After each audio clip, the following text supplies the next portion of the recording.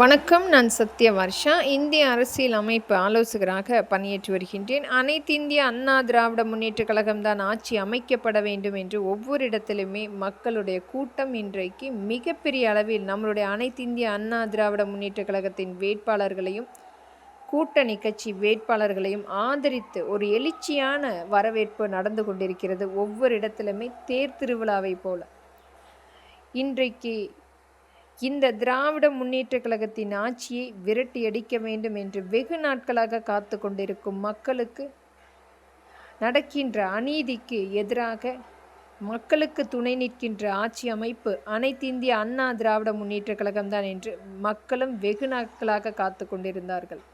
வனவாசத்தையே முழுமையாக அனுபவித்த மக்கள் விடுதலைக்காக காத்து கொண்டிருக்கின்றார்கள். இனி வரும் காலங்களில் திராவிட முன்னேற்ற கழகத்தினுடைய இந்த விளம்பர போஸ்டர்கள் வரக்கூடாது என்பதற்காக முழுமையாக அங்கீகரித்து வாக்களிப்பதற்காக காத்து கொண்டிருக்கின்றார்கள்.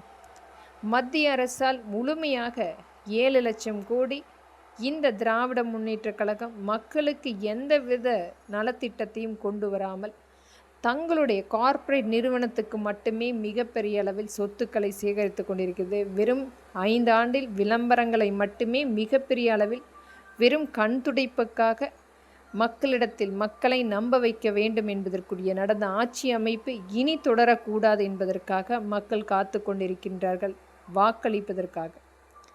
நம்மளுடைய கோவை வடக்கில் பாரதிய ஜனதாவின் மகளிர் தேசிய தலைவராக நம்மளுடைய மாண்புமிகு வானதி ஸ்ரீனிவாசன் அவர்கள் பாரதிய ஜனதாவின் வேட்பாளராக நிற்கின்றார்கள்.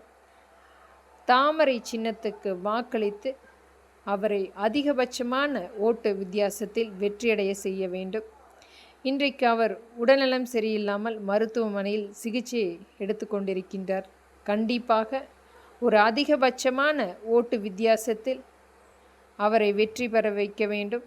இது நம்மளுடைய இளைய சமுதாயம் நாளைய சமுதாயத்துக்குரிய ஒரு மிகப்பெரிய மாறுதலுக்காக ஒவ்வொருவருமே களத்தில் உழைத்து கொண்டிருக்கின்றார்கள். நடக்கின்ற அநீதிகள் அனைத்துமே தட்டி கேட்கின்ற ஆட்சி அமைப்பு அனைத்து இந்திய அண்ணா திராவிட முன்னேற்ற கழகம்தான் என்ற நம்பிக்கையோடு காத்திருங்கள் மக்களே. ஆட்சி கண்டிப்பாக அமைக்கப்படும். நன்றி.